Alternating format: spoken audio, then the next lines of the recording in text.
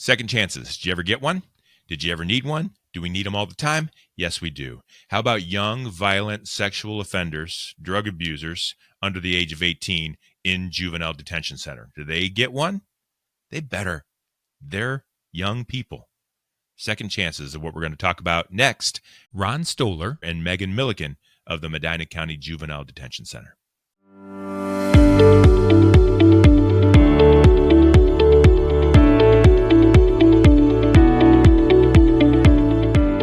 The heat is on. Let's get cooking. This is Purpose Under Pressure, sharing stories of why we're here, what we're doing here, why we're trying to get accomplished, what we're trying to get accomplished, and the struggles that come about that try to throw us off course. If you like this show enough to come back and listen every so often, can you do me a favor? Maybe hit that follow button, subscribe, maybe tell a friend, leave a review, anything that can let other people know that we're here too, because that's what this is all about, is helping everyone else as well. So thank you for doing that. Purpose Under Pressure is brought to you in partnership with Sandler by the Ruby Group, serving sales professionals nationwide from their Akron and Columbus, Ohio, and Jacksonville, Florida locations. If you run an organization that relies on sales, and who doesn't, if you're in business, then you need to do it right. You need to do it on purpose, and you need to do it with something that says something about your character. That's what Sandler by the Ruby Group does. Check them out online at therubygroup.sandler.com. I am thrilled to welcome to our show today our guests who are going to talk a little bit about their purpose, but also other purpose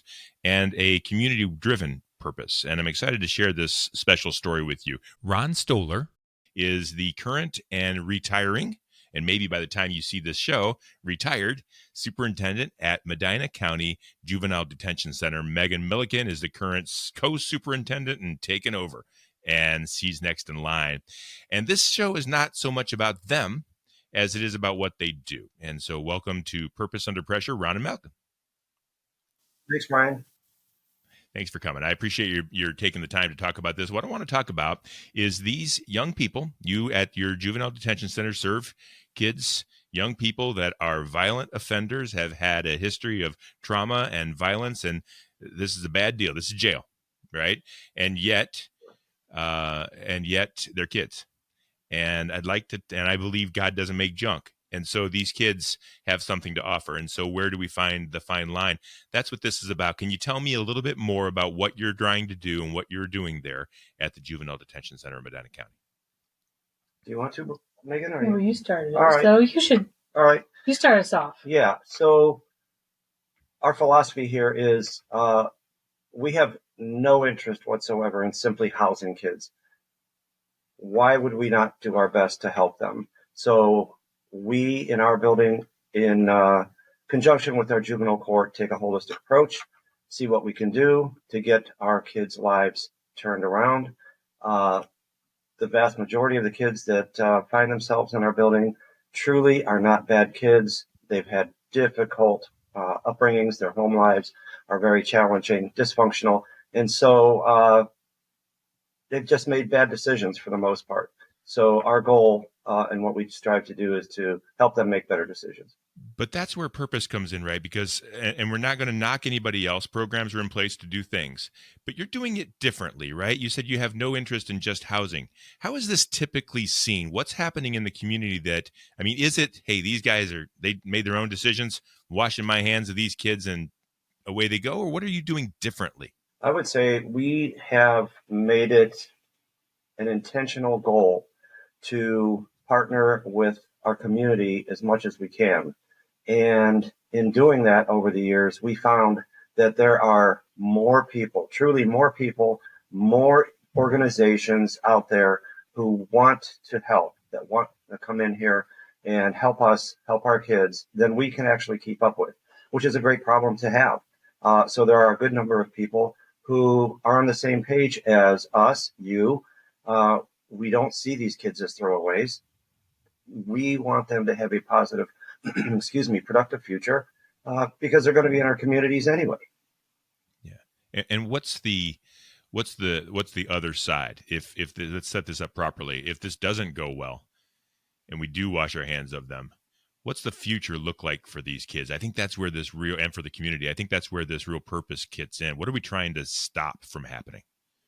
Yeah, we want to stop the behaviors that got them in our building in the first place. We do not want them graduating to the adult correctional system. That is our overarching goal. We want them to have a positive, solid quality of life where they realize that they have value and that their future doesn't have to be a life of incarceration. And I want to set it up a little bit deeper as we go into the pressures that you overcome. These kids are in this facility for what purpose? What did they do? Give me a picture of what kind of kids we're talking about, or at least what kinds of things they've done to land themselves here.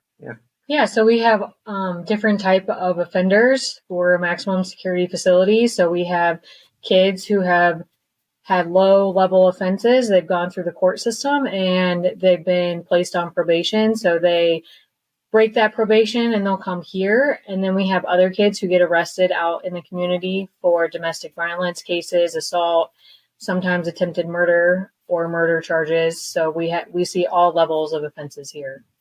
Okay. And how many kids, how much room do you have for kids there? We hold 30 kids, male and females. About what age typically? Typically anywhere between 14 and 16, but we will hold 11 all the way up to the age of 21. Yeah. And so what are other hurdles? Are there community hurdles? Are there governmental hurdles? Are there hurdles in the ways you deal with the kids themselves? When you're at the end of the day, when you're trying to get things done, what's holding you back? Let's talk about the pressures that get in the way. I would say, and feel free to agree or disagree, Megan, but I would say their family, the kids' families. At some point, most of them get released and they go back in to that same situation who created who they've become. So it's an uphill battle. Fortunately, as I already said, our juvenile court takes a holistic approach. So they involve as much as they can other family members to get our kids the help that they need. But I think that's the best answer that I have for you right now. What happens? What can you give? Someone told me once, Brian, you don't understand what it looks like on the other side. You're living in an upscale community and you're got a job and you're taking care of everything's good in your life. You're not going to go to jail. Everything's fine. You don't understand what it looks like on the other side. And that was a true story. I'll never forget it. And he was true. He was right. Paint me a picture of the lives that these kids are living in that end up with you and what you're trying to keep them from coming back to. I think we have a wide variety of kids here. We have, our 10% of kids who have supportive families and their parents want them to also be on the right track. We have that. And then we have the other 90% of our kids whose parents are more interested in themselves than their kids, or they don't have the means to help their kids in the way they probably need to be helped. So at times we have kids who have had traumatic childhood, something most of us would never experience in our lives. And when I say that, I mean they've been sexually assaulted in some way, shape, or form by a family member, somebody that's not a family member, and they have a lot of trauma in their life. And then their family doesn't help in that way. And so they just start down a path of bad choices that then ends up here. And they're angry. Angry. A lot of them turn to drugs and alcohol to cope. You used the word affluent a minute or two ago, and that reminded me of a gentleman who is on our advisory committee who would tell you he lives in an affluent area of Medina County.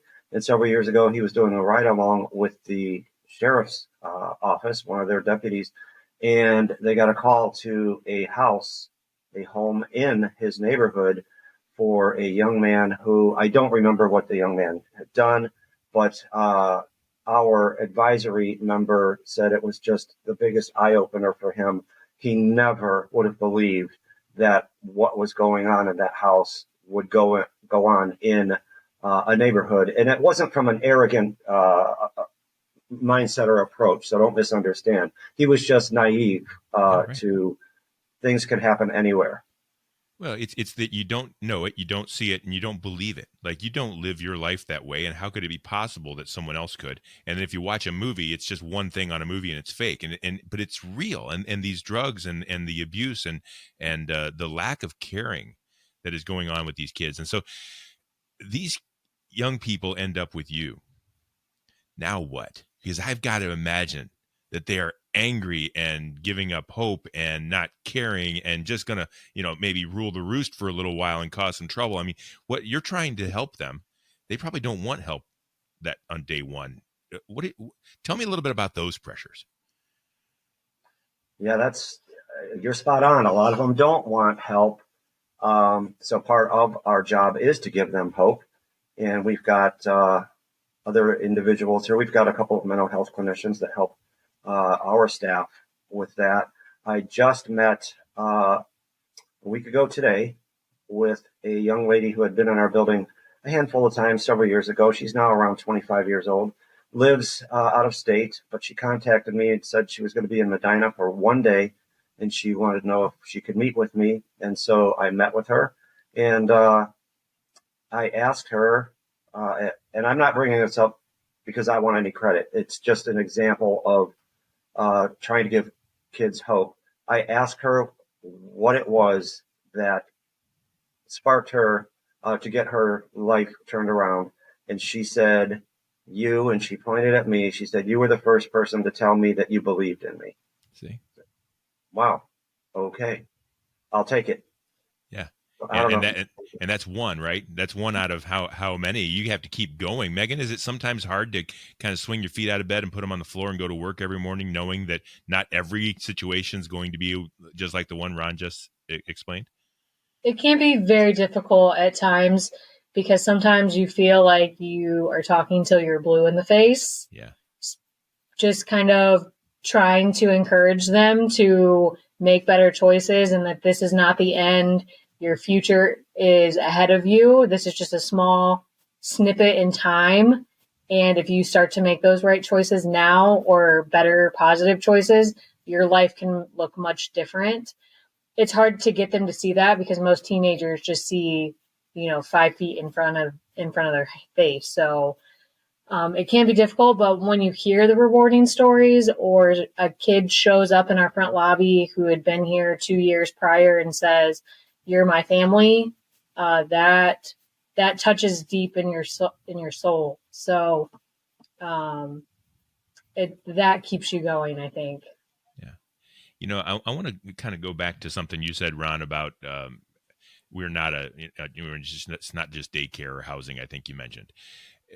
Because you and I talked a long time ago, it feels like a long time ago, a couple of years ago, about Right. the idea that this is kind of a revolutionary program or an innovative program. Not every juvenile detention facility in the state or the country is doing this. In fact, it's rare.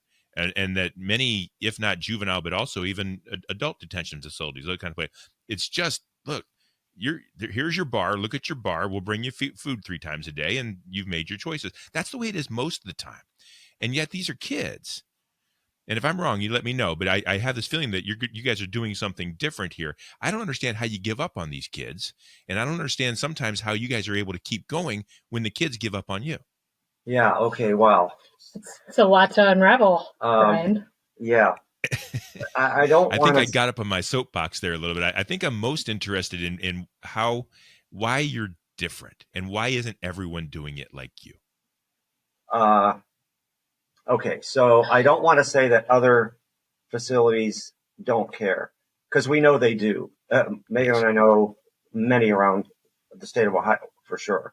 Um, we've had some comments about what we do. Because we do a lot. We feel, and we've been asked, but isn't that a lot of work? Doesn't that take a lot of time? The answer is yes, yes. And it seems that others maybe just aren't there, at least not yet, where they want to spend the amount of time and effort that we do here. And I don't want that to come across as we're all that. We're not. We just don't know any better, and we care. Yeah, and I don't think it's that they don't do it. I think when I mentioned innovation, I think you're just doing something differently. And is it catching on a little bit when people hear about what's going on here and see what you're doing and they say, "Hey, wow, you guys are really doing it. Is it that hard?" Are they trying to implement that too? I mean, 20 years from now, will we see more of this type of an approach across the board? I hope so. Yeah, Yeah. yeah. I think a little bit it's catching on. At least here in Ohio, uh, I would like to see it go at a faster rate than it's going. Yeah. But I think so. In talking to other facilities around the state, uh, I mentioned that we have made it very intentional to partner with our community, and that they've been very supportive. And there are a couple of others that are doing that as well. Um, Probably have a ways to go yet, but at least they're willing to get going on it, and that's great. Good. And thank you for kind of starting the ball rolling on this. You're such a humble person, Ron, but I've told you many times you're doing more than you realize, and I think it's amazing. I'm interested. I'm really interested in this. I think you guys said, Megan, I asked you once how long these kids are there. Is it a couple weeks typically? It's anywhere between 14 and 21 days on an average. The longest they can stay is up to 90 days per their charge. Yeah. So maximum you've got access to them for 90 days. Yes. Minimum maybe a few days, but Mhm. typically 2 to 3 weeks. Now, these Correct. kids are coming from this environment we've already discussed. We don't have to reset it so much, but it's a bad deal. They end up in juvenile detention. That's a bad deal for them. They don't have any real hope on what to do next. They just want to get out. And here come Ron and Megan and the team. What's day one look like? And what's day 21 look like? And what has to happen in between that short period of time for you guys to make the difference that you're talking about making? Yeah, so day one, like I think we already said, they're usually pretty angry or upset that they're here, especially if it's their first time here. They're scared, don't know what to expect. And then by about day 3 or 4, they seem to understand that we are here to help them, and we have a lot of support and programs in place to try to help them. They So might still be angry. within a week, they're realizing, hey, this is different here. Maybe I ought to pay attention. I would think so. I think so, yes. So Yeah, what it's you're saying then is that they're not so deeply entrenched in who they are that it's if we can get to these kids young and take an interest in their lives, we can make a pretty fast difference, can't we? Yes, I think so. They're still, you can put an impression on them to help them change their way of thinking. I have a stack of cards and letters from kids who have spent time with us that they mail in and say thank you. I've got art here in my office that kids have painted as thank yous for just, again, encouraging them, listening to them. Um, we've had kids stop in the past just to visit and thank us, or call in, just out of the blue, seemingly wanting to know if a particular officer is here or a particular other staff member, just to say thanks. So that's great. One of the biggest problems we have as managers and leaders is sometimes we're not focusing on leading and we end up doing it for our sales team. How do we coach our people to help them figure out what self-limiting belief that they have that's holding them back from achieving the levels of success that they know they're capable of? Help them flush out what we call their own head trash, that thing that's holding them back. So work with your team, lead by example, watch your team achieve greater levels of success, and watch your team grow, and more importantly, watch your company and your business grow.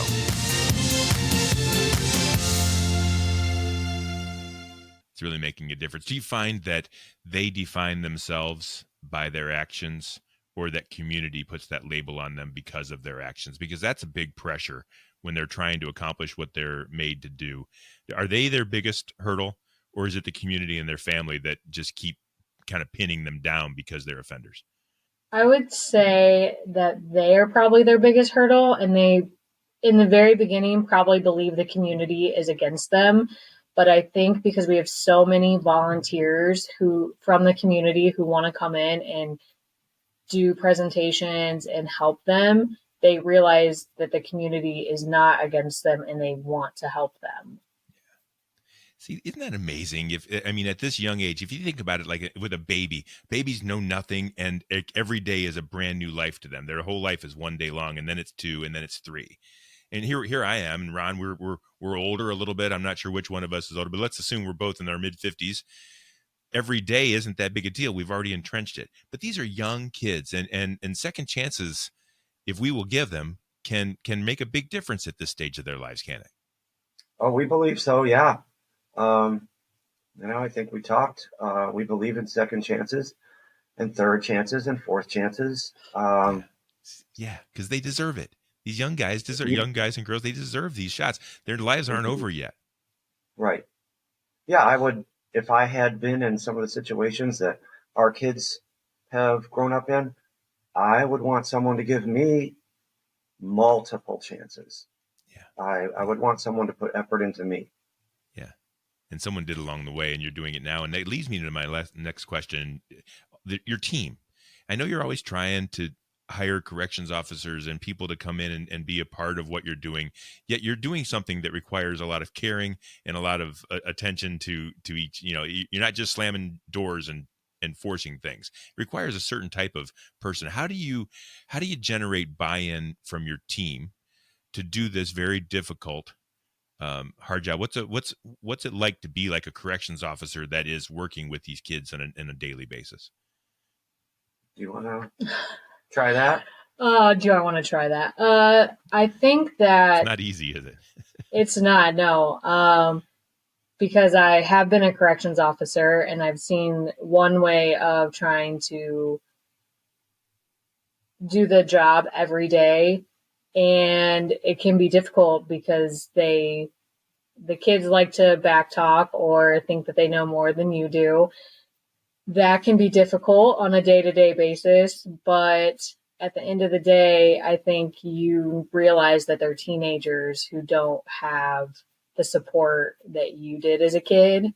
Mm-hmm. And a lot of people, I think, could end up on the same path as some of these kids, but they had somebody stand up and support them in a way that these kids don't have that support. Yeah.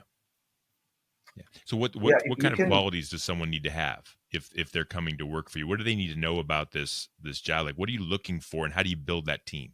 Well, I think in the correctional setting, you're looking for somebody who doesn't mind a routine, because we do the same thing kind of every day, just with different kids. Somebody who can wear multiple hats at a time, because at times you're an authority figure. Other times you're just there to listen and let the kids be heard. But you're also an enforcer. You're enforcing rules, but you're also trying to encourage them at the same time. So it's definitely a fine line. It's not for everybody. You're really looking for special people who want to make a difference in a kid's life, but knows that at times it's going to be hard and it's going to be rough. You're dealing with some kids with a lot of traumatic past in their lives. We're looking for positive role models for sure. Yeah. And I think that's a pressure, isn't it? It's a pressure against your purpose, where you've got room to take care of kids, but if you're not staffed, I mean, this is happening all over the nation. It's hard to staff up. It's hard to get people enough. You guys are having trouble. I think we were talking about having enough people to be able to serve enough kids. And so that is a pressure. So you are hiring, in case anyone's listening or knows somebody that's interested in this kind of work, they would go to your website or to apply. Would that be right? Yes. Yep. Okay. And you would just talk to them and see if it's a fit. And so that's good. I'm interested in this last question before we wrap up. I don't know if you know, my wife is a social worker, and she works with these kids. She wouldn't like me to say she's a social worker. It's a different title, but anyway, it's enough for now. She works with these younger kids. They're, third grade, second grade. And anyway, it feels like things are getting worse. Now, I know that's a negative way to look at life, but it feels like the problems are getting stronger. The issues are the drugs are getting harder. The abuse is getting harder. It's like, it feels like, there's more of it. At least it feels that way to me. Are you seeing that too? And if so, what's the future look like? And what's next on the horizon? What are you going to have to overcome to be able to continue to address these needs that you're trying to address? I think that's an accurate assessment, that things are getting worse. I mean, I've been here for 18 years, and I have seen an increase in the severity of crimes that the kids are committing, as well as them starting at younger and younger ages, which of course is terribly sad. Who wants that? Hopefully, no one. Uh, the I don't know that we have the answer. Uh, I would tell you this. Uh, a few years ago, our government did a 10-year, approximately $10 million study on what is the biggest challenge that teens face today. They could have saved 10 years and $10 million if they'd asked anyone in the juvenile justice system, because they found out what we already know. It was the breakdown of the family.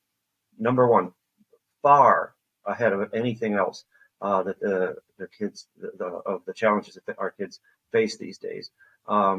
So I think it comes down to what we were already talking about here, and Megan mentioned it, and maybe you did too earlier, Brian. A lot of kids that come in here look at us as their family, which is fine. We'll take it, and they've told us that. I had one of our kids 2 weeks ago tell me that she intentionally violated her probation to come in here over Thanksgiving because she said it was better to be here than her home life. Now, I don't know if that's true or not, but certainly that's the way she felt. But she knew and knows that we actually care about our kids. So maybe that's too long of an answer to say we want people who work here who actually truly do care about the kids and their futures, that it's not just a job. This should not be a paycheck-based job. Not that probably any should, but certainly not something like this. No, it's way too important. It has too much care and mission and passion involved, right, to make a difference. Yeah. When you guys don't get it done, these kids are the bad sides on the other. So, hey, Ron, real quick, you're leaving, you're retiring.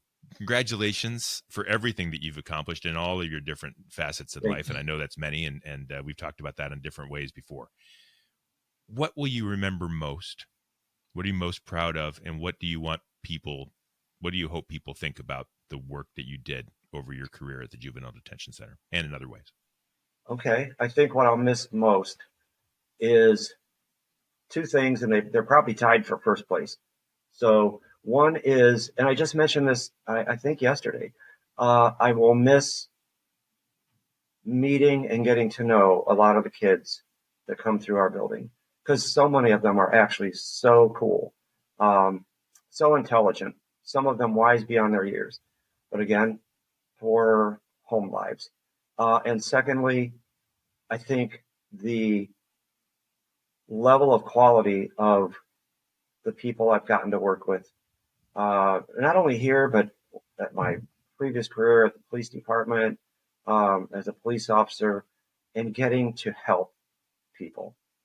It's kind of corny, but I've always remembered this, especially when you go into law enforcement, which was what I did before coming here. I was asked, why do you want to be a police officer? And that's a common question to most any police applicant. And almost all of the applicants say, I want to help people. And I think by and large, that's pretty much true. I think most do. For me, I loved helping people, still do. I used to be pretty much adults. My last 18 years, it's been pretty much kids. So I've had a good balance, I think, of that. And it's been very rewarding. You know, I'll give you this, Ron. I've done this episode now, so that's a lifetime that you've learned that people want to help people. I've done this show 40 sometimes. And when I ask people what their purpose is, it's every time. I mean, every time. If you go back to all the episodes, I just want to help people. I want to make a difference in people's lives. I want to do something good, right? And I try to pin a little bit deeper, because I think that I've learned now that might just be it. Like, what's the meaning of life? That might just be it. I want to help people. And to take the opportunity to do it, I think your purpose comes in where you can specifically do it, where you can use that needlepoint pin and go, I'm going to make a change here. And I think that's what you've done in your life. And I congratulate you for it. And I wish you amazing things moving forward. Megan, you're next. Are you going to do just as well? Any pressure there? There is. I mean, he knocked the door wide open, so he made it a little bit easier for me, I think. But I look forward to carrying on the legacy that he's already started here and being able to continue making a change in these kids' lives and hopefully inspiring them to want to do better and be productive. So I think we mentioned this before. I can't remember if we did, so let's do it again. If someone wanted to work with you, join the team, maybe volunteer, maybe be a part of in some way, some organization, whatever, how would they reach out to you and get in touch with you and knock around a couple of ideas? yeah, they could go to our website if they wanted to apply for a job, or they can call into the facility, and we're 24/7, so somebody will direct them in the right direction. Tremendous. That's Ron Stollar and Megan Milliken at the Medina County Juvenile Detention Center. I want to say this. I don't think people, I wear my heart on my sleeve a little bit sometimes, and I don't think it's any surprise to anybody that I have a special passion for young people. I've served on school boards and I've worked in career education, and I think that's where it's at. I think us old folks missed it somewhere along the way every time, no matter what. And it's for the young people to come up and take over. And I just really love it when that happens well. And I just thank you from the bottom of my heart, and you and everyone else that does what you do in this way, because these kids do matter, and it does make a difference what you do. And it's just amazing that you're able to impact those lives in that way. So congratulations and thank you. Thank you. Thank you. We're glad we are able to do what we do. Thanks. Ron Stollar, Megan Milliken, the Medina County Juvenile Detention Center. And man, they are making a difference there and changing lives one step at a time. It is not easy. It is hard. That is purpose under pressure. But thank God they're getting it done. And I appreciate them being a guest on Purpose Under Pressure. It's brought to you by Sandler by the Ruby Group. Sellers are under pressure to perform, and Sandler helps you to succeed on purpose. So check them out at Sandler. What is it again? The rubygroup.sandler.com. I've got it memorized. You'll find all past episodes of Purpose Under Pressure at brianmediastrategies.com/podcast and wherever you stream your podcasts. We do this every week, and we'll see you next time on Purpose